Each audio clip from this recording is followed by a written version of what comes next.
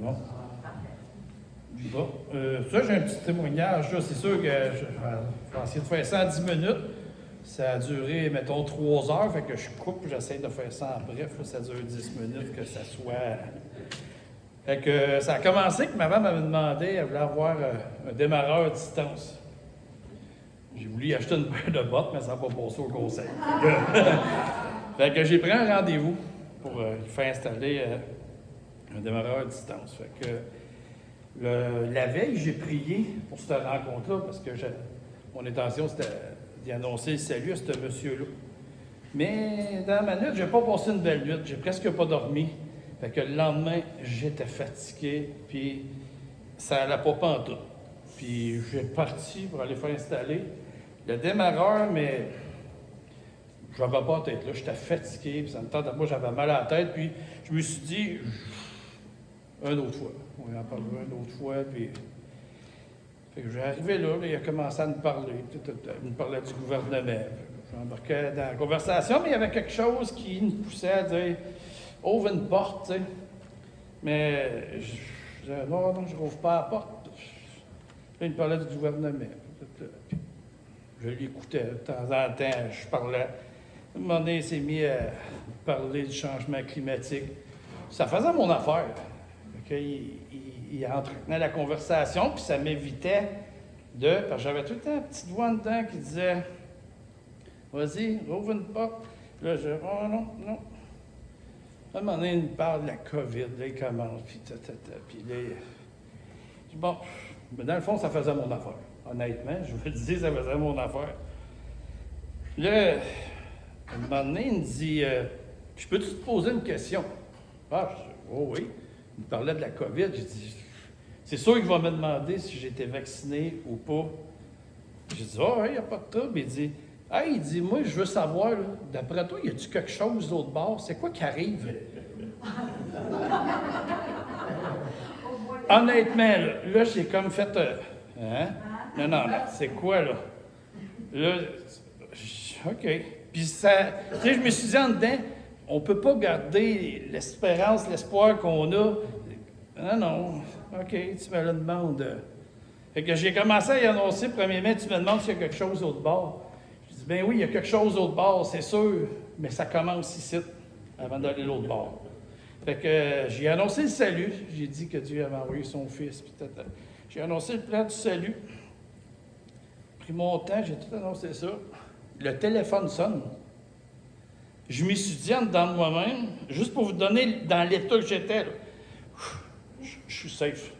T'sais, là, il parle avec son client, depuis 5 minutes, là, il donne un rendez-vous. Là, j'ai dit, on vient de changer de sujet. Tu sais, j'étais content, il va annoncer le salut. Il dit, on était rendu où? OK, là, je dis, on était rendu où? Là, j'ai parlé de la création, que c'était Dieu qui avait créé toutes choses. Puis, j'ai parlé de Dieu. Là, il dit, OK, que Dieu avait créé l'être humain. On avait péché, j'ai parlé de Satan, de la tentation. Il dit, OK, ouais. Il écoutait tout. Là, j'ai tombé sur la loi. Là, j'ai parlé de la loi, des commandements. Là, je le voyais, là, il braillait de la face parce que ça le condamnait. Là, ça a duré longtemps. Là, je vous résume ça vite, là, mais j'ai vraiment pris le temps. Là, je parlais de ça. Je voyais brailler à la face et vraiment, il trouvait ça difficile. Là. Le téléphone ressonne. Et je me dis, là, avec ça, c'est sûr qu'il va changer de sujet. Ça raccroche. Il dit, on est rendu où? Mais honnêtement, j'ai jamais vécu ça. Là. Quelqu'un qui me connaît, il sait que j'aime parler de Jésus. C'est la première fois que ça m'arrivait. Là. C'est pas moi qui contrôlais. Là. Fait que je continue. Là, je rappelle que comment d'être sauvé. Il n'y avait pas d'autre façon, puis c'est en Jésus. Là, je fais un résumé vite. Là, il me dit, hey, il dit, moi, là, il dit, j'ai consulté une voyante. Là. Il dit, Dieu, il dit quoi de ça? Ben, il dit, Dieu, il condamne ces choses-là. Il dit pas que ça se peut pas, mais il les condamne. Pourquoi tu n'auras pas une relation avec Dieu? Pourquoi tu ne rentreras pas en relation avec Dieu? Il condamne ces choses-là. Il dit, oh, OK, je savais pas. Fait que Là, il me dit, ouais, mais là, je fais quoi, là, dans le fond, là? Mais là, j'ai dit, t'as-tu une Bible? Il dit, j'ai un Nouveau Testament. Je ne l'ai jamais lu, mais je sais que j'en ai un dans ma maison. Fait que, là, j'ai dit, mais commence à lire, tu sais. Puis, il me dit, ouais, mais je fais quoi si je comprends pas? Puis, tu sais, c'est comme, t'as une minute, là, je fais quoi si je comprends pas? J'ai dit, si tu comprends pas, j'ai dit, écoute, mon ami, j'ai dit, invoque Dieu, là. Puis avant de lire, il va falloir que tu pries. Demande au Seigneur qui vienne se révéler à lui, qui te donne l'intelligence pour comprendre.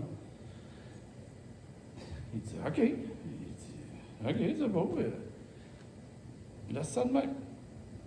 Là, puis là, ça, j'y expliquais que dans sa lecture, ce que Dieu, il veut aussi, c'est qu'il lise, mais il veut une relation avec lui. Il dit, ce qu'il veut, là, il va avoir une relation avec toi. Puis là, c'est ça, je coupe, on dirait, je tombe mêlé dans mes affaires. Puis, là, j'ai commencé à dire que malgré tout ça, qu'est-ce qu'il y avait, parce que c'est un gars qui ne manque pas d'argent, sa vie, mettons, terrestre réussie.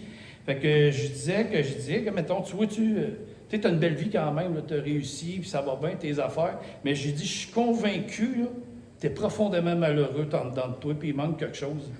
Il me dit oui. Puis il dit oui, puis il dit, j'étais justement en train de m'interroger dans la vie où je suis rendu. Il y a de quoi qui ne marche pas, il manque de quoi, ça se peut pas, on meurt, ça finit là. Il dit, c'est pour ça que je t'ai posé la question. Il dit, non, je suis profondément malheureux, il manque quelque chose. Là, en tout cas, moi-même, j'étais comme assommé, là, parce que c'est rare, tu vois quelqu'un qui t'interroge autant que ça, là. Fait que je lui ai annoncé que j'ai dit que le jugement, j'ai parlé du jugement de Dieu, qu'à la fin, oui, il y a quelque chose l'autre bord, puis il y a deux places. Je revenais avec ça, j'ai dit, soit tu t'en as dans le feu éternel, soit tu t'en as avec le Seigneur éternellement, dans sa paix. J'ai dit, puis, tu sais, c'est toi qui décides au fond. Je dis, la parole du Seigneur nous dit, vous jugez vous-même indigne de la vie éternelle. J'ai dit, c'est toi-même qui vas rejeter la grâce, c'est toi qui rejettes la grâce qui t'est accordée, le salut que je t'ai annoncé, c'est à toi de faire le choix d'accepter, de te repentir, puis de te tourner vers Dieu. Là, tu sais, la face, elle du braillait, puis je le voyais, là, tu sais, ça... Fait que... à la fin, j'ai dit, écoute, si, mettons, tu as un problème, tu lis, tu as besoin d'aide, il y a des choses que tu ne comprends pas, tu peux m'appeler.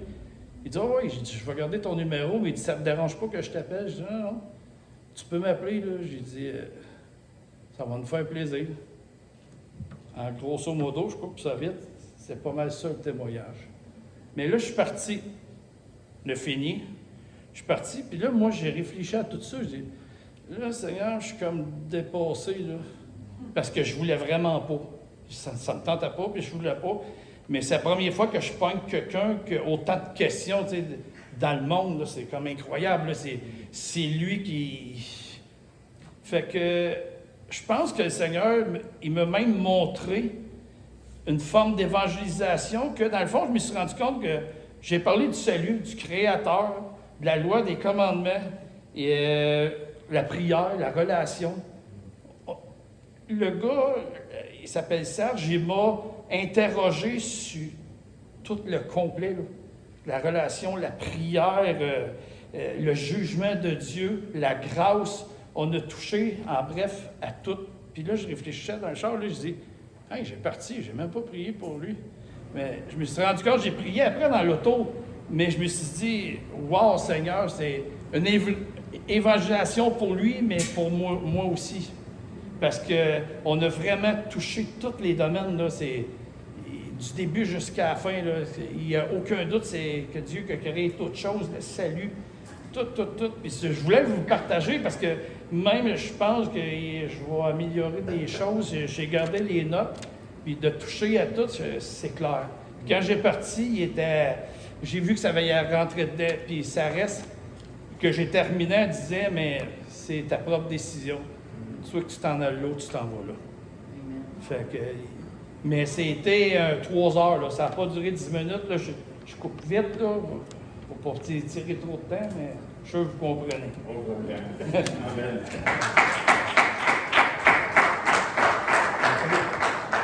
Avais-tu quelque chose à dire?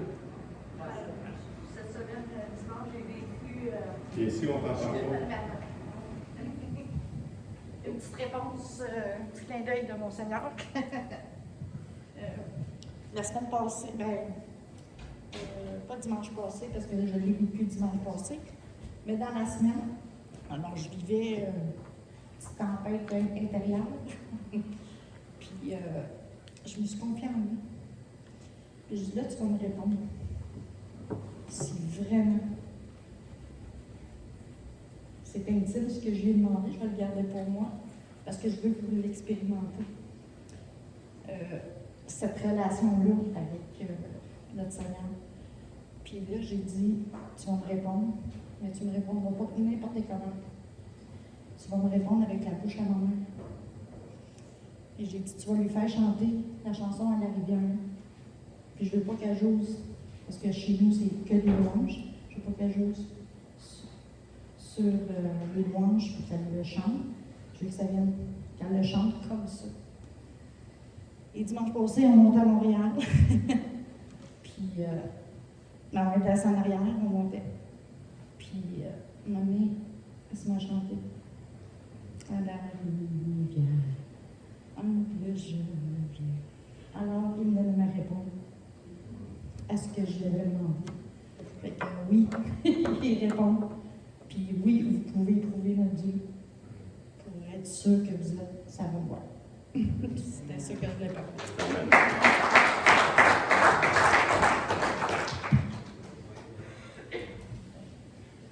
Je suis content. Des témoignages comme ça, c'est important. Parce qu'on voit que Dieu est un Dieu vivant. C'est pas un Dieu, c'est pas une croyance en quelque chose que peut-être que on met notre foi en un Dieu vivant. Et je suis content aussi parce que ce matin, ça va être aussi avec le message qu'on a. Parce que mercredi dernier, on a étudié un des points de la 1689. Pour ceux qui ne savent pas c'est quoi la 1689, c'est notre profession de foi ici à l'Église. La plaque d'auto? La plaque de mon auto. Oui. Tu parlais? Non, je n'ai pas parlé. Parce qu'il a mis une plaque sur son auto, hein, Jean 3,16. Jean 3,16, puis il y a du monde qui pose des questions. C'est quoi ça, Jean 3,16? Puis il écoute. Va t'en parler, sauve-toi pas, je vais t'en parler, puis il va jeter sa Bible. Puis toute occasion est bonne pour prêcher l'Évangile. Amen. Mercredi dernier, on a parlé de la 1689, qui est notre profession de foi. Et notre profession de foi, le chapitre 20 de notre profession de foi, je sais pas si je l'ai mis là-dessus. Oui, je l'ai mis là-dessus. Parle essentiellement de 2 points, parce que ça va aussi avec la semaine passée à Montréal. Hein. À Montréal, c'était être transformé par l'Évangile. Hein. C'est l'Évangile qui nous transforme, hein, qui nous fait grandir, et ainsi de suite. C'est le thème de la fin de semaine. Et mercredi dernier, on a enseigné là-dessus, la 1689, cette promesse de Christ et du salut par lui n'est révélée que dans la parole de Dieu. Il n'y a pas d'autre moyen pour connaître le salut en Jésus-Christ que par la parole de Dieu, vous savez. Il n'y en a pas d'autre. On peut connaître Dieu par la nature, par des choses comme ça, mais le salut en Jésus-Christ, ce qu'il a fait pour nous à la croix, on ne peut que le connaître que par les Écritures. Et aussi, le point 8, cependant, pour que les hommes qui sont morts dans leur transgression puissent naître de nouveau, être rendus à la vie ou régénérés, il faut en plus l'œuvre efficace et irrésistible de l'Esprit Saint dans toute l'âme pour produire en eux la vie nouvelle et spirituelle. Donc, oui, on a la parole de côté, qui est essentielle pour connaître le salut en Jésus-Christ, mais sans le Saint-Esprit, on n'a pas cette révélation-là. Il y a plein de monde dans le monde qui lisent la parole de Dieu, puis si tu n'as pas le Saint-Esprit pour la comprendre, ben tu ne peux pas la comprendre. Parce que c'est en Jésus-Christ seulement que le voile est ôté, et ainsi de suite. Donc, cette semaine, on commence une nouvelle étude, hein, on a le temps un peu, on va commencer Colossiens. Colossiens, pourquoi? Parce que c'est un livre on n'a pas étudié encore. Il y a différents livres dans la Bible. Il y a des livres comme Paul, il parle à Tite, Timothée, 1 Timothée, 2 Timothée, qui sont des lettres. Est-ce que vous savez quelles sortes de lettres que sont Tite, 1 Timothée, 2 Timothée? C'est des lettres pastorales. C'est des lettres adressées à des pasteurs. Et Colossiens, comme Éphésiens, c'est des lettres adressées, c'est des lettres circulaires qu'on appelle. C'est des lettres qui doivent être lues hein? Lis ça, puis après ça, tu l'enverras à une autre place, puis l'autre place va te l'envoyer, mais Éphèse faisait partie de ça aussi, et Colosse aussi. Et puis on va lire un peu les lettres circulaires dans Colossiens 4,16. Lorsque cette lettre aura été lue chez vous, faites en sorte qu'elle soit aussi lue dans l'église de Laodicée. On croit que c'est Éphèse. Et que vous lisiez aussi à votre tour celle qui vous arrivera de Laodicée. Donc, c'est ça. C'est une lettre comme ça. C'est important de savoir. Oui, mais Paul, il a écrit ces deux lettres-là, autant Colosse qu'à Éphèse, il a écrit ça en prison.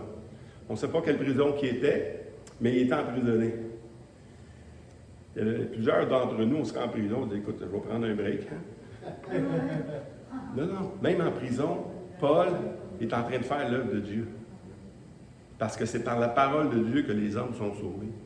Fait qu'il continue à écrire, il continue à faire l'œuvre à laquelle il est appelé. Une autre chose importante, c'est le but. Le but, c'est de mettre en garde les églises contre les fausses doctrines, ainsi de suite, puis les philosophies des hommes. Hein? Comme on lit dans Colossiens 2,8, qu'on va voir plus tard.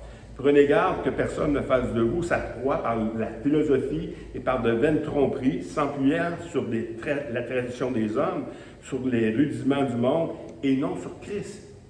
Quand il dit et non sur Christ, c'est et non sur l'Évangile. Parce que on peut se conter des belles histoires. Hein?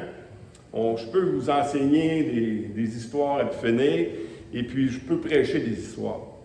Mais pourquoi, moi, que je prends beaucoup de versets bibliques? Parce que je crois, et sincèrement, que c'est par la parole de Dieu que nos vies sont transformées. Je peux vous émouvoir avec des belles histoires, mais ça ne changera rien dans vos vies.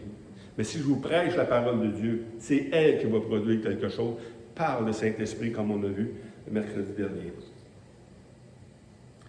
Et une autre chose qui est intéressante de la lettre de Colosse, c'est aussi ce que Paul conclut avec les dons spirituels. Parce qu'on a tous reçu des dons pour l'exercer, que ce soit les dons en langue, que ce soit les dons de prophétie, et ainsi de suite. Mais toutes ces choses-là, ça ne prouve pas qu'on est des chrétiens. C'est pas ça qui prouve. C'est pas le don, c'est pas nos capacités à exercer des choses qui fait qu'on est des chrétiens. À quoi qu'on reconnaît les enfants de Dieu? À l'amour, aux fruits, à toutes ces choses-là. S'il n'y a pas d'amour dans le corps de Christ, viens pas me dire que tu es un chrétien. Hein? Comme on nous dit aussi dans la parole.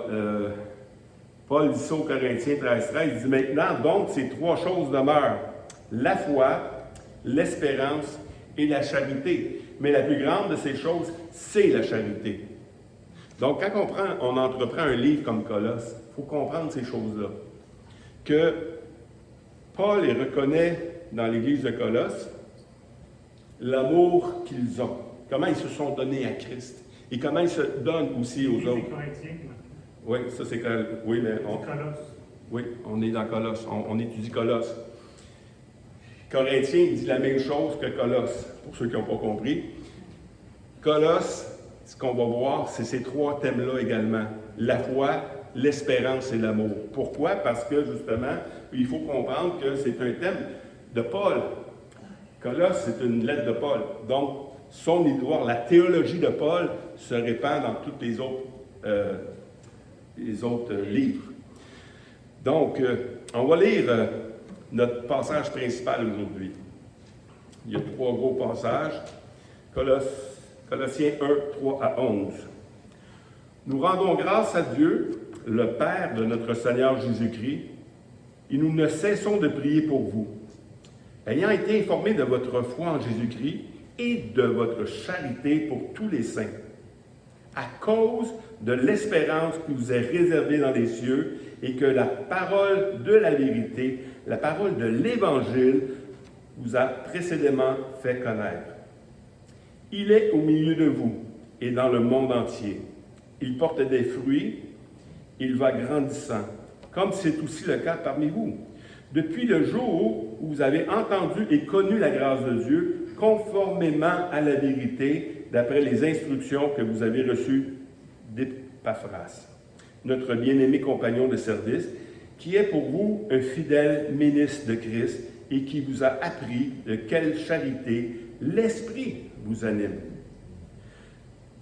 C'est pour cela, nous aussi, depuis le jour où nous avons été informés, nous ne cessons de prier Dieu pour vous et de demander que vous soyez remplis de la connaissance de sa volonté en toute sagesse et intelligence spirituelle pour marcher d'une manière digne du Seigneur et lui être entièrement agréable, portant des fruits en toutes sortes de bonnes œuvres et croissant par la connaissance de Dieu. Fortifié à tout égard par sa puissance glorieuse, en sorte que vous soyez toujours et avec joie, persévérants et patients. Prions ensemble. Seigneur, je veux te remercier pour cette lettre de Paul qui vient nous enseigner tout ce qui est utile pour cette vie chrétienne. Seigneur, viens nous faire comme Paul priait pour Colosse, qu'on vienne, qu'il soit éclairé, qu'il soit instruit par ta parole, par toutes sortes d'intelligences spirituelles. Parce que c'est spirituellement qu'on juge tes choses. Et sans les Écritures et sans le Saint-Esprit, on ne comprend pas, Seigneur. On est sujet même à être détourné de ta parole. Garde-nous en tant qu'Église. Garde-moi en tant que pasteur. Garde chaque personne ici qui prêche la parole d'être attaché à ta parole afin de prêcher ce que toi t'enseignes, Seigneur. Merci de ce que tu accomplis déjà maintenant. Et Saint-Esprit vient nous révéler toutes les grandeurs, la grandeur de ton appel, la grandeur de ton Seigneur. Dans le nom de Jésus. Amen. Amen. Donc, cette grande lettre, ce passage qu'on voit, c'est pas une si grande lettre que ça, mais cette lettre-là nous enseigne des choses. Et une des premières choses qu'elle nous enseigne, c'est que dans Colossiens 1, 3, 4, nous rendons grâce à Dieu, le Père de notre Seigneur Jésus-Christ, et nous ne cessons de prier pour vous. Wow! Ça, c'est une bonne habitude. Hein? Si quand on voit des choses qui se passent, moi, je rends grâce à Dieu pour Jean, je rends grâce à Dieu pour tout le monde qui vit des choses avec le Seigneur, parce que je vois que c'est pas facile de témoigner. C'est pas facile de vivre la vie chrétienne, mais ceux qui osent le faire, moi, là, je rends gloire à Dieu. Mais je prie aussi pour vous, parce que c'est pas évident. Quand je m'en vais pour faire l'évangélisation, comme le Saint-Cy, je suis à Saint-Hyacinthe, okay? Je fais la prévention de suicide, je vous dis que l'ennemi est là, veut me décourager. Mais le Seigneur vient m'encourager constamment, vient m'encourager par toutes sortes de choses. Puis il vient me révéler que ce que je suis en train de faire, c'est vraiment la volonté de Dieu. Parce que si ce n'est pas ça, si ce n'est pas une conviction qui vient dans ma vie, je suis en train de faire n'importe quoi. Mais quand le Seigneur te révèle que tu es en train de faire la bonne chose, même si ça ne te tente pas, hein, Jean? Il te le montre. Donc, c'est intéressant. Il prie pour eux. Puis ça, on voit dans la confirmation de Colossiens 9:11, parce que c'est le troisième passage qu'on a lu de Colossiens, hein, la fin de Colossiens qu'on a vu. Colossiens 9:11, c'est pour cela que nous aussi, depuis le jour où nous avons été informés, informés de vous autres, votre situation, ce que vous faites, votre amour pour tout le monde, nous ne cessons de prier Dieu pour vous. Et c'est quoi qu'il demande? Et de demander que vous soyez remplis de la connaissance de sa volonté. Wow! C'est ça qu'il faut comprendre. Si tu ne sais pas c'est quoi sa volonté pour ta vie, bien, prie-les. Demande des confirmations. Demande quelque chose à Dieu qui va te le montrer, de connaître sa volonté. Parce que c'est spirituellement qu'on va le savoir. Que vous soyez remplis de la connaissance de sa volonté, de toute sagesse et intelligence spirituelle. Ça aussi, c'est intéressant. C'est de l'intelligence spirituelle. Il y a plein de monde, avec la sagesse du monde, qui essaie d'étudier la Bible. Qui essaie de lire les Écritures et dire « expliquez ça », tu sais. Ça ne s'explique pas. comme on voit dans d'autres passages, c'est Saint-Esprit qui enlève ça. C'est en Jésus-Christ que le voile est enlevé. Même les Juifs qui ont écrit, qui ont été inspirés pour écrire la parole de Dieu, même eux, quand ils faisaient la lecture de l'Ancienne Alliance, un voile était là, ça les empêchait de reconnaître Christ. Il y avait les choses de la loi, ils savaient comment ça marche les bébelles, comment on fait les choses, ça ils savaient. Mais leurs yeux est empêchés de voir l'œuvre de Christ, son salut. Et puis, c'est seulement en lui que ce voile est enlevé. Et non seulement ce voile-là est enlevé, mais il est enlevé pourquoi? Pour marcher d'une manière digne du Seigneur, il lui est entièrement agréable. Ça aussi, c'est intéressant. Parce que, pourquoi Dieu veut nous révéler ces choses-là? Parce qu'il y a toutes sortes de manières à faire. Il y a toutes sortes de choses à faire dans le corps de Christ. Il y a des choses, là, on pourrait être une église. Écoutez, je suis allé, vu que j'étais à Saint-Hyacinthe, je suis allé voir pour François Turcotte, qui n'est plus là, François, fait une secousse, il est rendu directeur de Sainte-Bec, je pense. Et puis, mais l'église, là-bas, pendant que je suis arrivé là, il est en train de distribuer de la nourriture aux pauvres. Wow! Mais là, pas à peu près, là. Il y avait à peu près 50 voitures dans le stationnement, puis là, ça passait, les carrosses, puis tout ça, puis il en donnait de la bouffe pendant 3 heures de temps. Il est en train de vider complètement tout ce qu'il est en train de ramasser. Et puis, je me dis, waouh, ça serait le fun, ça. Ben oui, mais s'ils le font, là, c'est parce que le Seigneur nous a révélé qu'eux autres, c'était ça. Mais nous autres, supposons, là, on veut être religieux, là, c'est beau, là, on veut faire la même chose. Mais le Seigneur ne nous l'a pas demandé. Si on n'a pas connu sa volonté, si on n'est pas en train de faire ce que lui veut pour nous, ça ne marche pas. On est en train de faire les choses dans la chair et non dans l'esprit. C'est pour ça qu'il faut prier pour connaître sa volonté, pour faire des choses qui lui soient agréables. Parce que ce que Dieu demande à un, ce n'est pas nécessairement ce qu'il va demander à l'autre. Oui, il nous demande à tous de nous aimer. OK? On n'a pas besoin de prier. Hey, je devrais l'aimer, lui. Non, pas besoin de prier. C'est clair. Hein? Mais quelle œuvre on doit accomplir? Ça, c'est dans notre relation avec lui. Puis c'est une révélation que le Seigneur va nous donner par le Saint-Esprit qu'on doit l'avoir. Et non seulement pour marcher d'une manière digne qui lui soit entièrement agréable, mais portant du fruit de toutes sortes de bonnes œuvres et croissant par la connaissance de Dieu. Tu connais Dieu, tu te connais. Tu ne connais pas Dieu, tu ne peux pas savoir qui tu es. Tu peux avoir une bonne opinion de toi, puis Dieu n'en a une pas bonne. Tu peux avoir une mauvaise opinion de toi, puis Dieu a une bonne opinion de toi. Mais tu es obligé d'aller à Dieu pour savoir qui tu es. Tu sais, quand je prêche l'Évangile là, tous les jours, là, je lui dis, écoute, les gens ne se suicident pas à cause qu'ils ont eu une séparation, parce qu'il y a un problème d'argent, ou ils vivent des choses très difficiles. C'est pas pour ça que le monde se suicide. Les gens se suicident parce qu'il y a une mauvaise opinion d'eux-mêmes.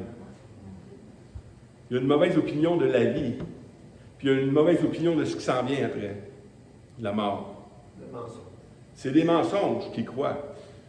Si tu as été élevé par un bon père, normalement, tu as une bonne opinion de toi. Mais si tu as été élevé par un mauvais père, tu sais, tu as été traité d'épais toute ta vie, quelle opinion tu as de toi? C'est ça. Ce qu'on croit de nous, de la vie et de la mort, doit venir de Dieu. C'est pour ça que je donne un évangile à tout le monde quand je les rencontre. Parce que c'est par la parole de Dieu qu'on est transformé. Croissant par la connaissance de Dieu, fortifié à tout égard par sa puissance glorieuse, en sorte que vous soyez toujours et avec joie persévérants et patients. La vie chrétienne, ça se vit dans la persévérance, ça se vit dans la patience. Ça, c'est intéressant aussi. Mais j'aimerais revenir en toute sagesse et intelligence spirituelle. Dans 1 Corinthiens 1, 21. Car puisque le monde, avec sa sagesse, n'a point connu Dieu dans la sagesse de Dieu, il a plu à Dieu de sauver le croyant par la folie de la prédication. Voyez-vous? C'est pas qu'ils sont pas sages, le monde. Mais il y a une sagesse humaine, puis une sagesse divine.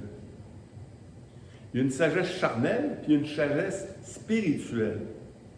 Mais quand Jésus parle des choses, Il ne parle pas des choses physiques, il parle des choses spirituelles. Donc, c'est spirituellement qu'on doit être instruit sur ces choses-là.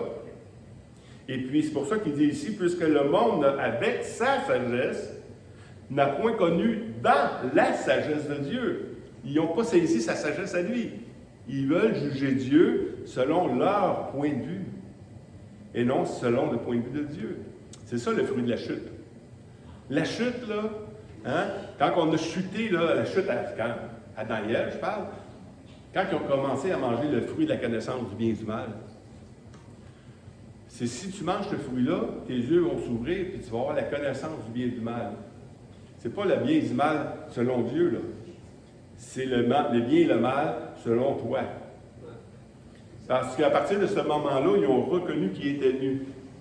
Est-ce que Dieu avait dit quelque chose, vous êtes tenus, habillez-vous, là, tu sais, c'est pas bien, là. Jamais. Il les a créés, tout était beau. Mais après avoir mangé l'arbre de la connaissance du bien et du mal, là, ils sont arrivés avec leur propre connaissance. Là, c'est plus Dieu qui juge ce qui est bien, ce qui est mal, c'est moi qui juge selon comment je me sens aujourd'hui, c'est ça que je fais, je connais si c'est bien, si c'est mal. Donc, c'est spirituellement. Dieu donne une connaissance, une sagesse qui vient de lui. Et Dieu, dans sa sagesse, il a plu à Dieu de sauver le croyant par la folie de la prédication. La prédication, c'est quoi? C'est proclamer la parole de Dieu. Il n'y a pas d'autre moyen que les gens soient sauvés alentour de nous que par la parole de Dieu. Beaucoup d'organismes de charité, hein? Beaucoup d'organismes de charité, ils ont bien commencé. Ils ont commencé à cause de Christ à faire quelque chose. Mais là, tu commences à faire quelque chose, puis là, bien, ça commence à déranger de prêcher Christ. Tu parles de Dieu, il n'y a pas de problème. Hein? Tu peux parler de Dieu, pas de problème. Par exemple, les alcooliques anonymes. Hein? Ça a bien commencé. Ça a commencé avec Jésus-Christ. Mais à un moment donné, ben oui, mais ça dérange. Puis là, ben, ceux qui ne sont pas de notre confession, fait qu'on va se contenter de Dieu. Non. Ce qui sauve, c'est Jésus-Christ. C'est la révélation de Christ. Et la seule manière de connaître Christ, c'est à travers la parole. Et c'est dangereux même. Écoutez, j'ai pris une formation, pas samedi ici, l'autre samedi, j'ai pris une formation à Drummondville avec la mission Billy Graham sur l'évangélisation de suicide, prévention de suicide, sensibilisation de suicide. Et c'était tout intéressant, là. Tout est intéressant. On parle des problèmes des hommes, on parle de comment ils arrivent là, les problèmes psychologiques, les problèmes émotionnels et tout ça. Comment gérer ça, puis comment retarder qu'ils passent à l'action. Ben, j'ai resté sur ma soif. Ils n'ont jamais parlé de Jésus-Christ. Qui est la solution? Sans lui, là. Oublie ça, il n'y a pas rien qui tient. Il n'y a rien. T'as beau satisfaire la chair. La chair va durer combien de temps? Écoute, on va tous mourir un moment donné, hein? À moins que le Seigneur revienne. Puis même là, on va être transformé complètement. Mais tu guéris une solution physique. Tu guéris une solution temporaire. Mais si tu veux guérir quelque chose d'éternel, qui va durer toute une vie, c'est l'âme. C'est les choses éternelles qu'on doit. C'est les choses spirituelles. Puis là, bien, les gens ne comprennent pas que oui, mais je peux aider. Oui, tu peux aider. Tu peux nourrir, tu vas soulager la faim, puis tu vas aider les gens, tu vas les maintenir, tout ça. Mais ça dure juste un temps. Mais les choses spirituelles, c'est éternel. Supposons que tu as 1 million, non, même pas, 100 piastres. 100 piastres. Puis tu dois l'investir. OK? La meilleure place à investir, est-ce que c'est dans les choses terrestres ou dans les choses spirituelles? La question pour nous autres est simple. La réponse est simple pour nous autres parce qu'on sait que ça va produire du fruit éternel. Tout le temps. Et pour beaucoup de monde. Tandis que quelque chose qui est investi dans les choses terrestres, ça fait du bien. C'est correct. On a besoin d'un bâtiment. On a besoin des choses. Je ne nie pas ça, là. Je suis en train de dire que ce que tu fais avec ton investissement, ton temps, tes talents, si tu prends tes talents pour satisfaire un besoin charnel, bien, écoute, tu viens de perdre ton temps parce que tu n'as plus le temps pour les choses spirituelles. C'est ça le danger. Ben, où tu vas investir ton temps? Où tu vas investir tes talents? Ben, c'est là qu'il faut raisonner. Parce que si on pense juste aux choses charnelles, aux choses temporaires, ben, on va passer pour ben du bon monde. Ça, c'est sûr et certain. Tu sais, tout le monde va nous aimer. Mais parle-moi pas de Jésus-Christ. Parce que ça me dérange. Parce que ça va m'obliger à changer ma vie. Parce que les choses de Jésus-Christ, ce n'est pas les choses juste terrestres, c'est les choses éternelles. Puis ça, quand tu parles de Jésus-Christ, tu es en train d'investir dans ce que Dieu veut. C'est là qu'il faut aller. Puis si moi, je prêche un évangile qui plaît aux hommes, je ne plairai pas à Dieu. Je dois prêcher un évangile qui plaît à Dieu. Cet évangile-là, ça parle de Jésus-Christ qui est mort pour nous, pour le salut, pour nos péchés, pour le pardon de nos péchés. Je dois investir là-dedans. Hein, ce que je disais tantôt, que c'est uniquement par la prédication. Dans 2 Corinthiens 3,18, il dit « Nous tous, le visage découvert, contemplons comme dans un miroir la gloire de notre Seigneur. Nous sommes transformés en la même image, de gloire en gloire, comme par le Seigneur, l'Esprit. » Le Seigneur vient. Tu prêches l'Évangile. Le Seigneur vient dans ta vie. C'est lui qui va transformer ta vie. Essaye pas de la transformer. Si tu essaies toi-même de transformer ta vie, tu vas pogner un mur parce que ta chair, elle ne veut pas se conformer à Dieu. Ta chair veut pas des choses spirituelles. C'est pour ça que c'est un combat. C'est pour ça que c'est un combat. Je ne sais pas qui ici là, lit sa Bible tous les jours, OK? Qui prend le temps tous les jours de méditer la parole de Dieu. Mais je sais que vous avez une vie beaucoup plus facile dans le Seigneur.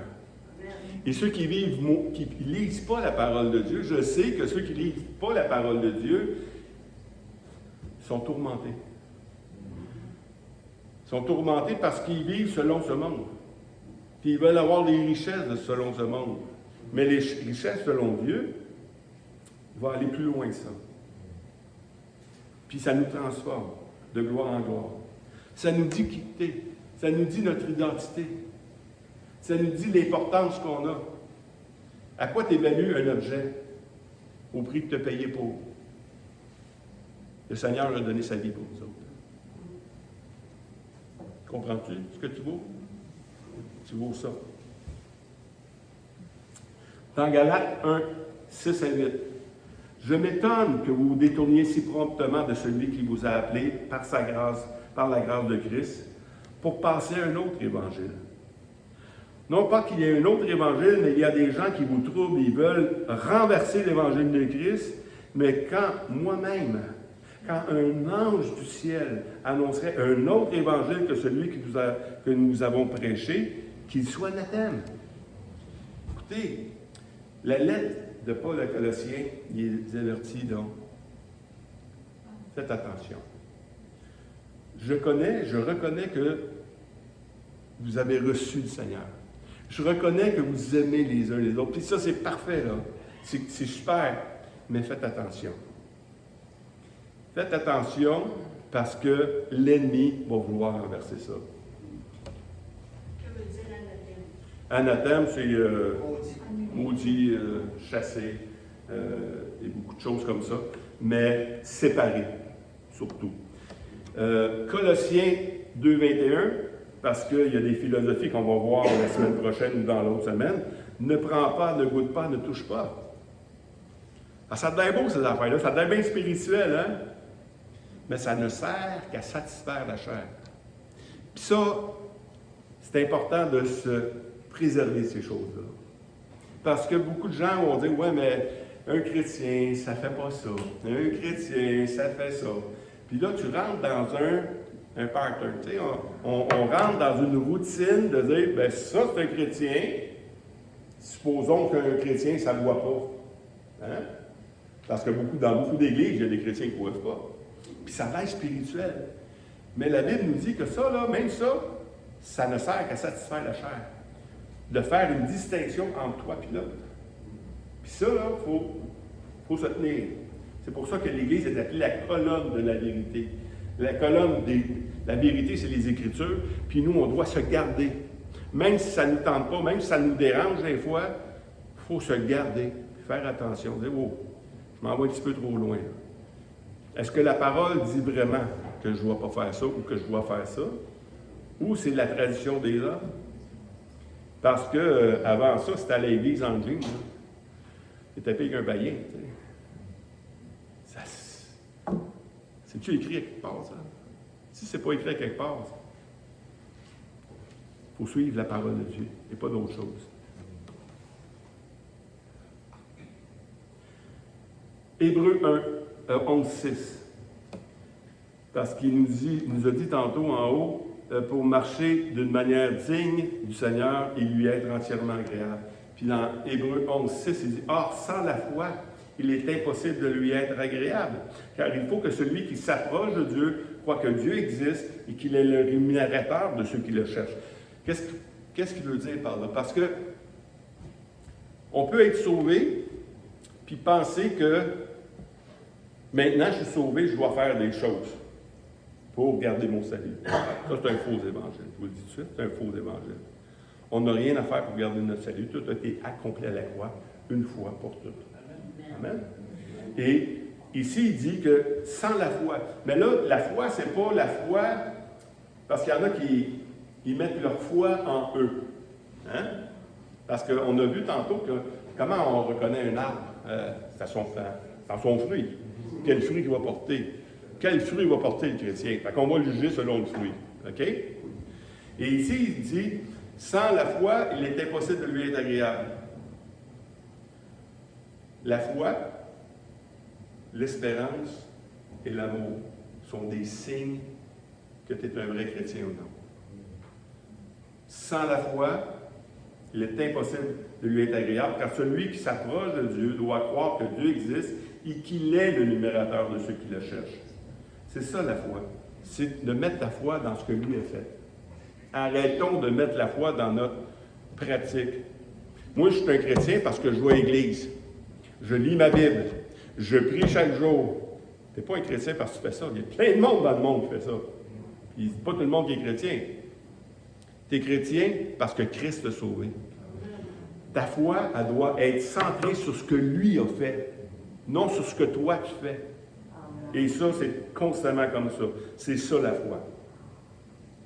Dans Galates 3:11, et que nul soit justifié devant Dieu par la loi, car il est évident, puisqu'il est dit, le juste vivra par la foi. Il y a seulement une manière d'être sauvé, c'est par la foi. On continue. Colossiens 1, 10 à 11. Il dit, portant des fruits en toutes sortes de bonnes œuvres et croissant par la connaissance de Dieu, fortifié à tout égard par sa puissance glorieuse, en sorte que vous soyez toujours et avec joie, persévérants et patients. Toute bonne œuvre, comme on a vu. Hein? On peut sauter Matthieu 7, 17. Mais un des fruits qu'on voit, puis celui-là, il est essentiel. Un peu comme Corinthiens, il a dit tantôt dans Corinthiens 13, 13. Il y a trois choses qui demeurent, la foi, l'espérance et l'amour. Mais la plus grande de ces choses, c'est l'amour. Jean dit la même chose. Dans 1 Jean 4, 8, celui qui n'aime pas, n'a pas connu Dieu. C'est un signe, ça.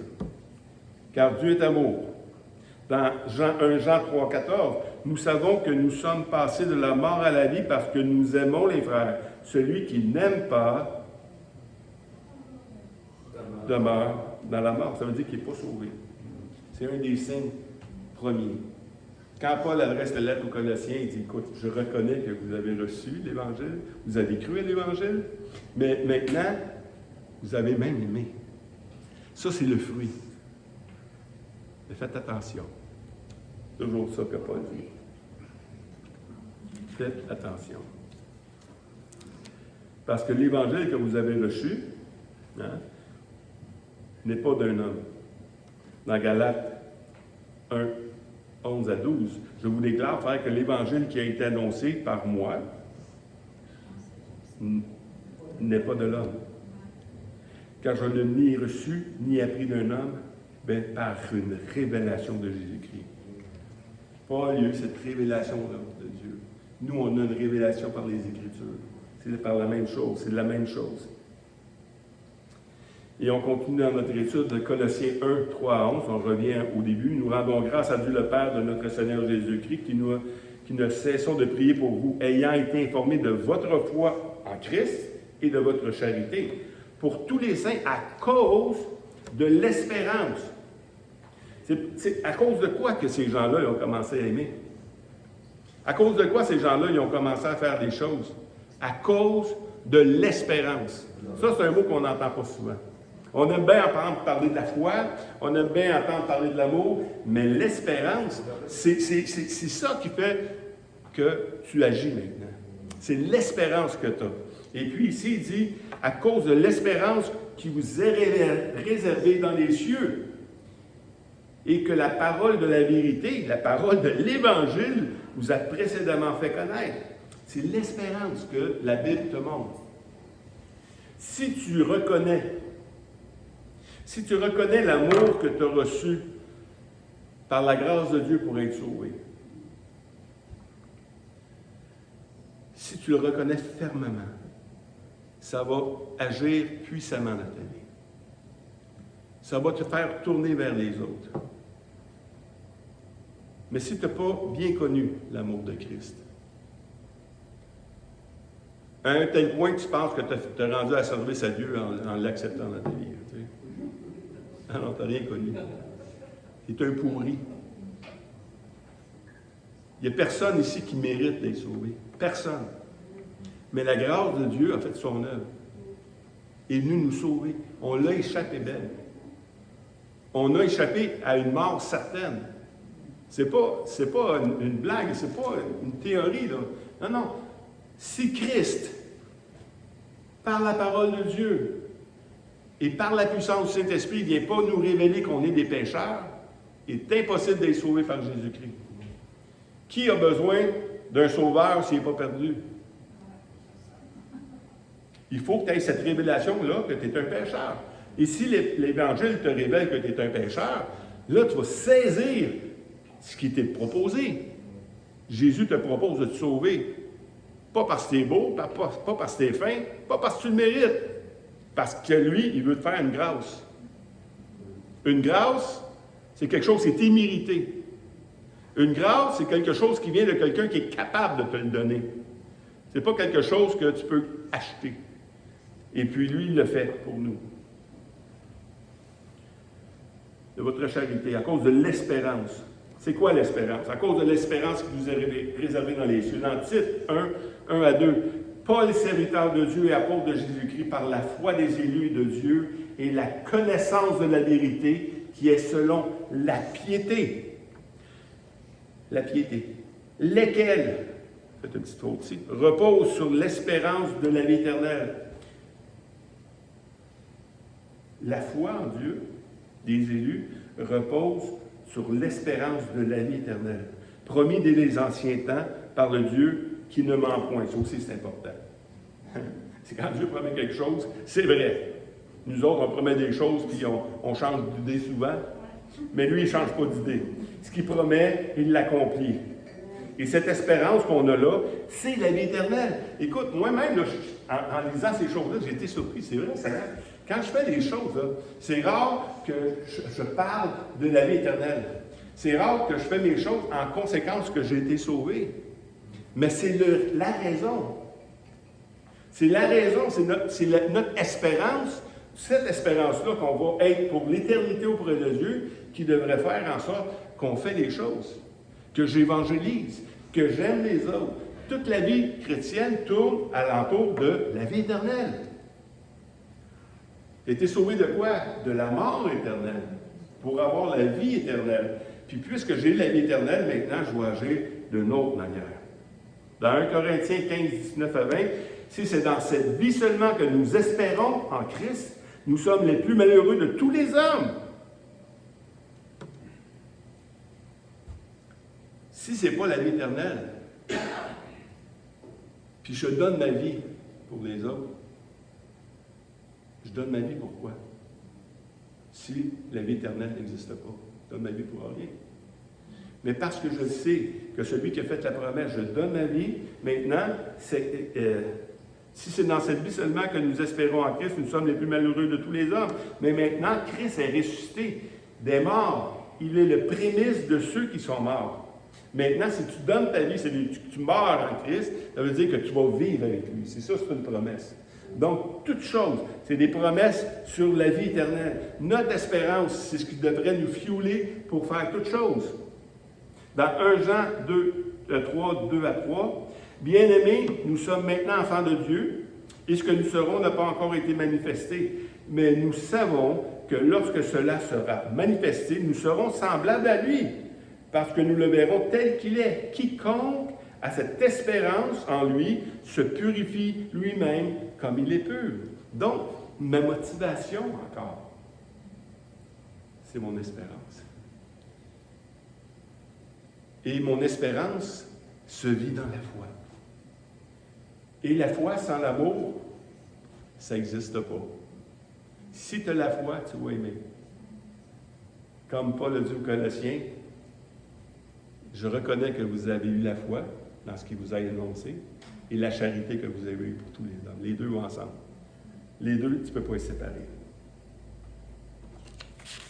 Et deux derniers versets, dans Hébreux 6, 18 à 19, parce que notre espérance est basée vraiment sur le fait que Dieu, ce n'est pas un menteur. Afin que par deux choses immuables dans lesquelles il est impossible que Dieu mente, nous trouvons un puissant encouragement, dont le seul refuge a été de saisir l'espérance qui nous a été proposée. Ça nous a été proposé. Je mets devant toi la vie et la mort. Choisis la vie! C'est ça l'espérance. Ça nous a été proposé. Nous, ce qu'on a fait, merci Seigneur, donne-moi-la, je la veux. Puis il nous la donne comme ça, facile. Tu n'as rien à payer. Et cette espérance, encouragement de refuge a été de saisir l'espérance qui nous a été proposée. Et cette espérance, nous la possédons comme une encre de l'âme, sûre et solide. Elle pénètre même au-delà du voile. C'est une espérance qui est sûre. Ce n'est pas une espérance comme certains, même chrétiens, m'ont dit « Ouais, mais si tu persévères jusqu'à la fin, peut-être tu vas t'être sauvé. » Ce n'est pas une espérance très, très solide. Quand on parle de la vie éternelle, là, il y a un mot qui vient avec la vie, c'est éternel. Éternel, c'est que ça dure tout le temps. Tu peux penser avoir la vie. Ouais, moi j'ai la vie en Jésus-Christ. Est-ce que ta vie est éternelle? Si elle est éternelle, tu ne peux pas la perdre. Si tu penses que tu peux la perdre, c'est parce qu'elle n'est pas éternelle. Elle est temporaire. Et tant que toi, tu décides. Si tu décides c'est correct, c'est correct. Si tu décides c'est pas correct, c'est pas correct. Non, non, non, non. Tu as été racheté un grand prix. Tu ne t'appartiens plus à toi-même. Puis si tu penses que tu t'appartiens à toi-même, c'est parce que tu n'as pas donné ta vie à Jésus-Christ. Tu n'y appartiens pas. Parce que celui qui a donné sa vie à Jésus-Christ, il appartient complètement. Ça, cette assurance-là, là, on l'a, puis ça, il faut que ça soit une encre. C'est là-dessus qu'on doit driver, nous autres. C'est solide. Puis si tu bases ta vie, puis tu construis ta vie chrétienne sur autre chose que cette espérance-là, bonne chance. Bonne chance, parce que tu vas te river le nez dans tes bonnes œuvres. Tu vas te river le nez dans ce que toi tu peux faire, au lieu de te centrer sur ce que lui a fait à la croix pour toi. Et le dernier verset, 1 Pierre 1, 23, « Puisque vous avez été régénérés, on a été régénérés, on n'est plus la même, on a été transformés, on est une nouvelle créature. Vous avez été régénérés, non par une semence corruptible, mais par une semence incorruptible, par la parole vivante et permanente de Dieu. » Hey, amen. Il n'y a pas une espérance, une foi ou un amour plus grand que ce que Dieu a fait pour nous autres. Ce qu'il nous a donné, là, c'est une richesse que personne autre dans ce monde peut avoir, sinon celui qui l'a reçu. C'est pas parce que tu vas dans une telle église, c'est sauvé. C'est à cause de Jésus-Christ que tu es sauvé. Si tu reçois Jésus-Christ, peu importe l'église que tu vas persévérer. tu vas vivre ta vie chrétienne sainement. Parce que lui, il a le pouvoir d'achever ce qui a commencé en dedans de toi. Ça, c'est son œuvre à lui. C'est pas ton œuvre à toi. Tu sais, ton œuvre à toi, là, c'est de recevoir, te nourrir comme un bébé. Sauver maintenant, qu'est-ce que je fais? Tu as juste à manger, mange la parole de Dieu. Tu sais, des fois, tu vas rater un peu, c'est correct. Mais tu vas grandir. C'est ça qui va te donner ta force. Comprends-tu? Si tu ne fais pas ça, tu ne grandis pas. Un bébé qui ne mange pas, c'est soit il est malade ou il est mort. C'est un des deux. OK? Un chrétien qui ne mange pas, c'est soit qu'il est malade ou il est mort. Fait que, prenez le temps de lire la parole de Dieu. Prenez le temps de la méditer. Puis de découvrir en Dieu qui vous êtes. Ça va tout changer. Amen. Amen.